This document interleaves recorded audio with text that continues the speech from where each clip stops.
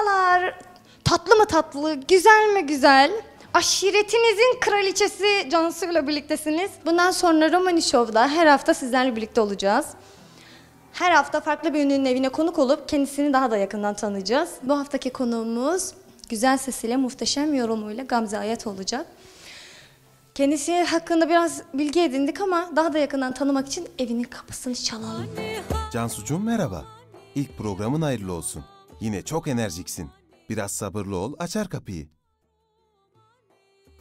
Açmıyorlar, neden acaba? Evde mi yoklar acaba? Hoş geldiniz. Merhaba. Öpeyim. Buyurun.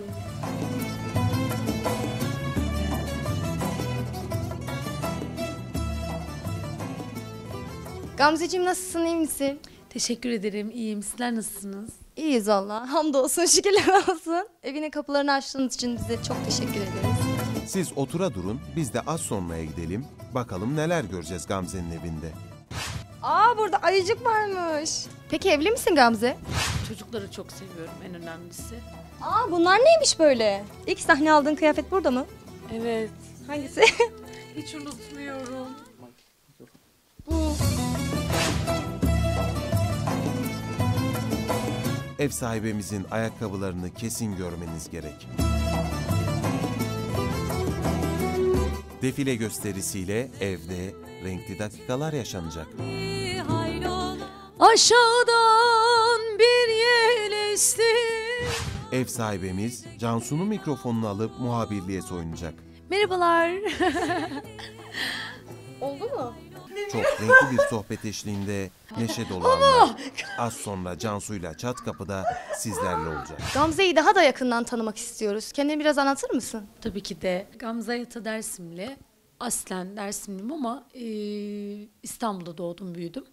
8 senedir Türk halk müziğiyle uğraşıyorum. Sahne alıyorum birçok yerde. Ekstralara gidiyorum. Televizyon programları. Yeni albüm çıktı, bir sene oldu. Çok yeni. Çok teşekkür ederim. Yeni klip çalışmam var. Yeni çok güzel bir eserle yine Senin Derdin Beni Bir Gün Öldürür'e klip çektik. İlk albümümden, Sözmü albümümden. Şimdi ikinci yine albümden çok güzel bir esere klip çekeceğim en kısa zamanda.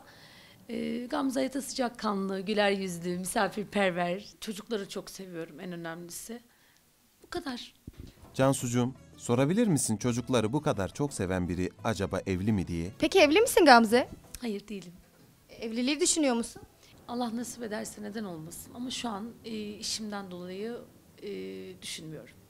Anladım. Peki bir şey daha soracağım. Evin her yerinde siyah var. Perdelerde, koltuklarda. Evet. Üstünde siyah. Acaba siyah çok mu seviyorsun? Sen hangi rengi seviyorsun? Vallahi Cansucuğum güzel bir soru oldu. Bak şimdi ben de merak ettim ha. Siyahın asil olduğuna inanıyorum ben her zaman. O yüzden mümkün oldukça da evimde de kıyafetlerimde de siyah tercihimdir. Çok değişik renkler giyemiyorum. Genelde siyah kıyafet. Yakışmış ama üstünüzdeki. Çok teşekkür ederim, sağ olun. Gamzeciğim, ailende müzikle ilgilenen başka biri daha var mı? Ailemde müzikle ilgilenen başka kimse yok benim dışımda. Ama babamın sesi çok güzel.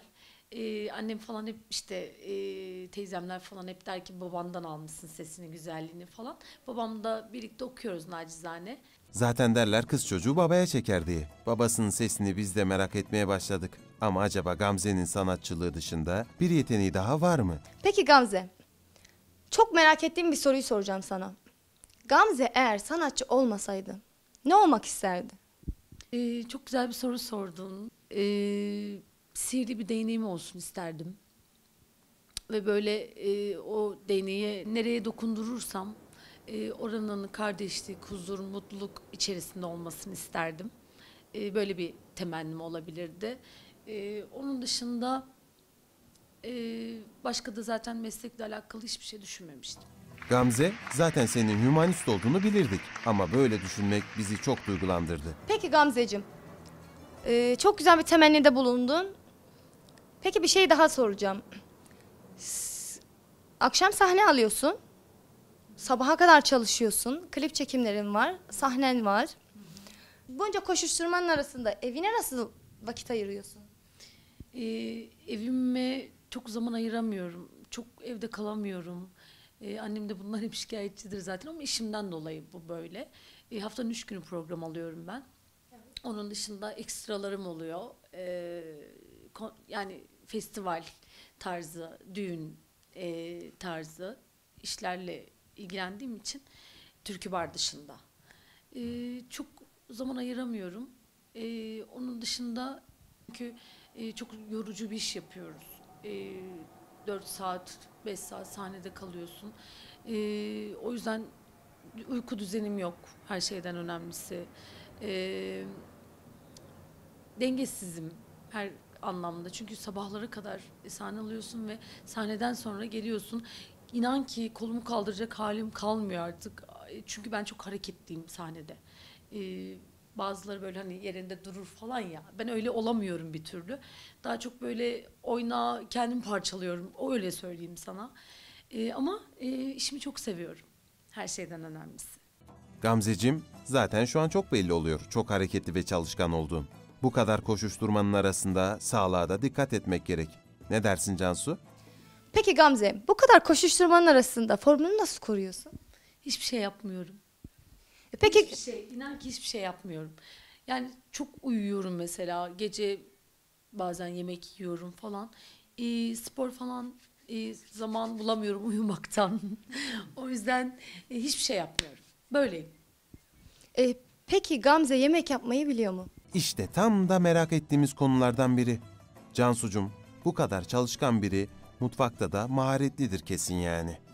Gamze yemek yapmayı biliyor ama böyle basit yemekleri yapmayı biliyor. Mesela Mesela çok komik gelecek belki de ama çok mutfağa giremiyorum daha doğrusu. Annem sağ olsun. Her şeyi hallediyor yani. peki en sevdiğin yemek? En sevdiğim yemek, öyle özel olarak şu yemeği çok seviyorum dediğim bir yemek yok. Yemek de çok seçici de değilim açıkçası. Yaprak sarması çok severim zeytinyağlı olursa. Of olsa da yesek. Of of of of of. Zeytinyağlı sarmayı kim sevmez Gamzeciğim? Yoksa mutfakta zeytinyağlı sarmalar mı var? Of of benim de canım çekti, mutfağa gitsek de baksak Gamze neler yapmış. Gamze çok zaman kısıtlı olduğu için çok bir şey yapamadım ama buyurun. Siz mutfağa gidin gitmesine de bu mutfaktaki kim acaba? Bu kız kim? Kız kardeşim Gözde. Gözdeciğim nasılsın, iyi misin? İyiyim, siz nasılsınız? İyiyiz. Ablanla nasıl? 10 numara 5 yıldız, süperiz. Allah bozmasın. Amin inşallah. Az önce de içeride bahsettiğim gibi güzellik çok bir şey hazırlayamadım. Son dakika böyle bir şeyler oldu. Ama iyi ki geldiniz. Çaylarımızı içelim. Kurabiyelerimizi de alalım. Sohbetimize orada devam edelim.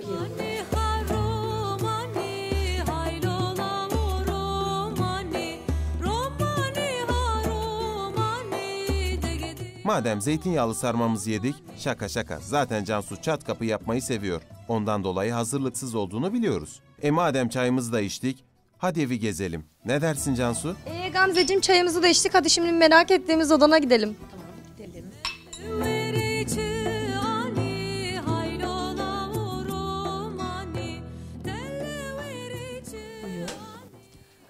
Burada ayıcık varmış. Bunun ismi var mı? Evet adı Minnoş. Ay ne kadar tatlıymış bu böyle. Evet çok tatlı. Gerçekten çok tatlıymış minnoş. Gamze'nin salonu ne kadar siyahsa, yatak odası bir o kadar sade ve beyaz tonlara hakim. Oy. Odan da çok güzelmiş, beyaz. Teşekkür ederim. Krem. Tam benlik, sade. Evet sade olmasını seviyorum ben. Böyle çok kalabalık, çok böyle dağınık sevmiyorum. Her şey düzenli olsun istiyorum. Yerli yerinde ve açık renkler tercihim. Çok hani siyah ve beyaz karışık böyle bir şey yaptık evimize. Cansucuğum, hemen gardırobunu karıştıralım. Bakalım neler varmış dolabında. Ne dersin?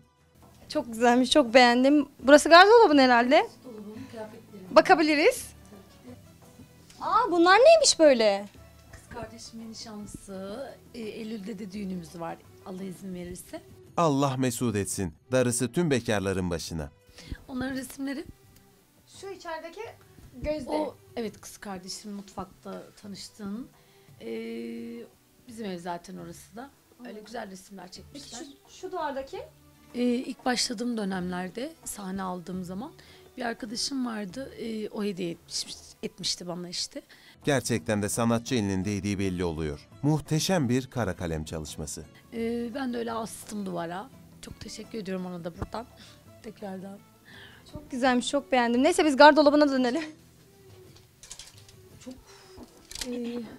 Neye bakmak istersin? İlk sahne aldığın kıyafet burada mı? Evet. Hangisi? Hiç unutmuyorum. Bu. Hiç unutmuyorum. İlk. Kaç sene önce? 8 sene önce işte. İlk. Artık ahı gitti vah kaldı ama ben onu seviyorum. Hiç giymiyorum biliyor musun? Daha mı şişmandın acaba? Daha kiloluydum evet. Ama şu an tam formdasın Gamze. Herkesin ilki çok önemli. Gamze'nin geçmişini koruyan biri olduğunu burada da gördük. Cansu, en sevdiği kıyafeti hangisi acaba? O dönemler bayağı bir kiloluydum. Biraz verdik. Peki en sevdiğin kıyafetin? En sevdiğim kıyafetim kesinlikle bu. Biraz karışık kusura bakmayın olur mu? Önemli değil. Şöyle alayım. Şöyle. Yine siyah. Evet benim vazgeçilmezim. Güzel bir elbisem var böyle. Üzerinde hayal edebiliyorum bunu. Nerede giyiyorsun peki? Sahne aldığım mekanlarda. Bir de böyle kır düğünleri falan oluyor gidiyorum. Oralarda çok güzel kullanabiliyorum. Ay bu eteğin çok güzelmiş. Evet. Ay çok güzelmiş. Ben de giyebilir miyim? Tabii ki de alabilirsin. Senin olsun istersen. Hediyem olsun. Ne demek? Şöyle mini etek tarzı ama böyle değişik bir şey yaptık. Aslında Farklı kombinlerin her zaman tarzı yansıttığını biliyoruz. Acaba nereden giyiniyor Gamze? Merak ettik şimdi. şöyle mini etek tarzı böyle tül bir şeyler böyle çok sevdiğim bir ablam var kıyafetlerimi diken. Venüs Moda Evi. O böyle değişik değişik şeyler yapmayı seviyor. Gamze dedi böyle yapalım, böyle bir etek yapalım sana dedi. Böyle bir şey yaptık. Birçok şunu da değişik değişik şeyler yapıyoruz. Normalde hep siyah giyiyorum az önce de söylediğim gibi. Hani çok böyle hevesleniyorum. Ay rengi çok güzelmiş falan. De ki giyiyor musun? Giymiyorum bile. İşte aldığım gibi böyle dolapta kalıyor. Onun dışında şunu gösterebilirim.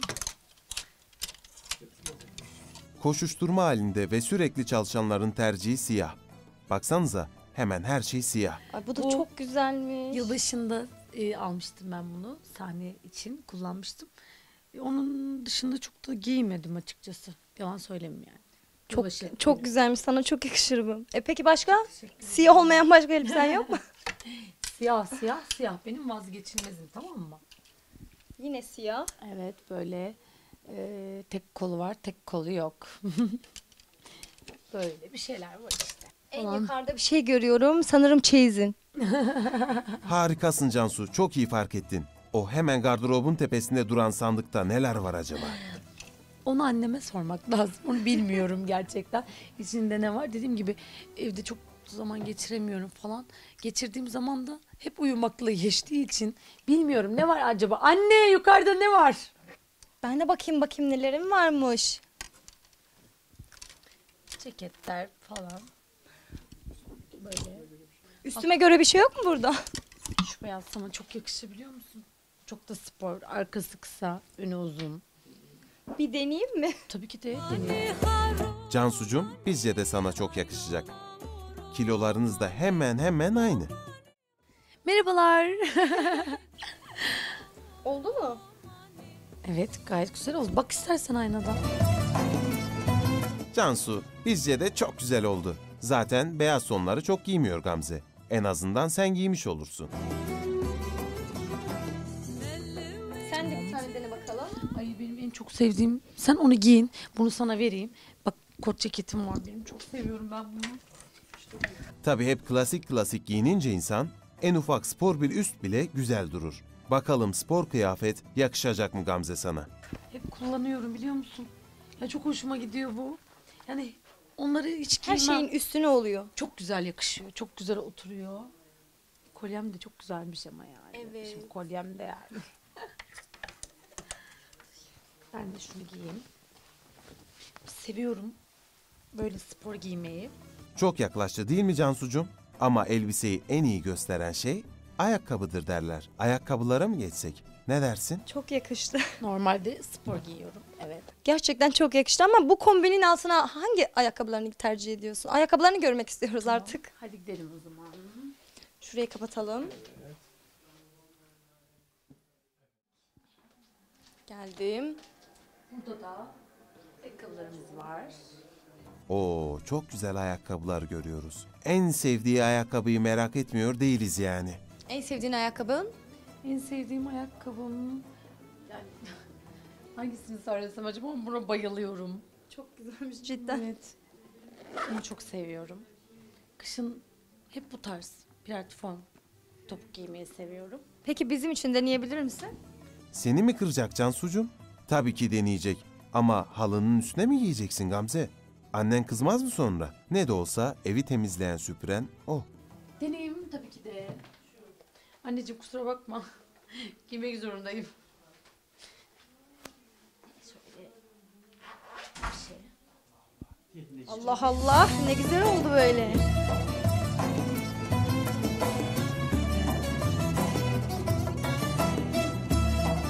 Gerçekten de çok yakıştı. Gamze deneye dursun da Cansu bir abiye dışında hiç giymediği ayakkabı var mı acaba?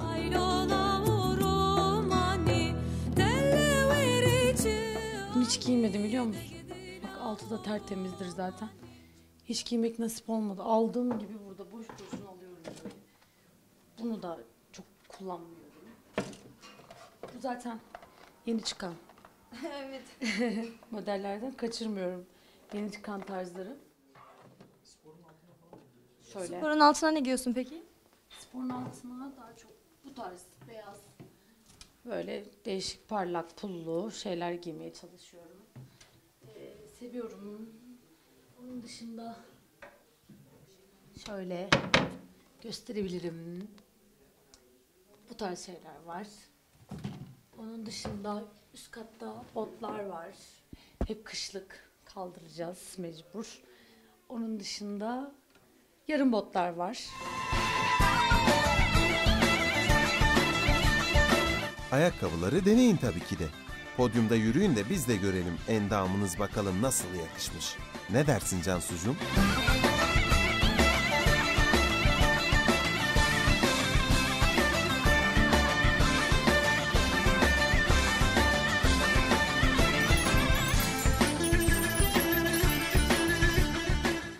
Gamzeciğim evinin kapılarını bize açtığın için çok teşekkür ederiz. Ben teşekkür ederim. Ayağınıza sağlık. Cansucuğum, ev sahibimizin güzel sesini duymadan vedalaşmayalım. Ne dersin? Biz bu şekilde gitmek istemiyoruz ama sana bir türkü söyletmeden gitmek istemiyoruz. Tamam söyleyelim. İstediğiniz bir şey var mı? İçinden ne geçiyorsa onu söyle. Mikrofonu da vereyim. Tamam. Alayım. Alışkınım ben buna zaten. Aşağıdan bir yel esti, yine kırdı dallarımı. Aşağıdan bir yel esti, yine kırdı dallarımı. Ne dedim de niye küstün, niye kestin dillerini, niye kestin dillerini. Gamze'ye misafirperverliğinden dolayı çok teşekkür ederiz. Bir dahaki bölümde bakalım hangi ünlünün evine konuk olacağız. Kolunan mı? İstedim de vermediler. Kaçırayım zorunan mı?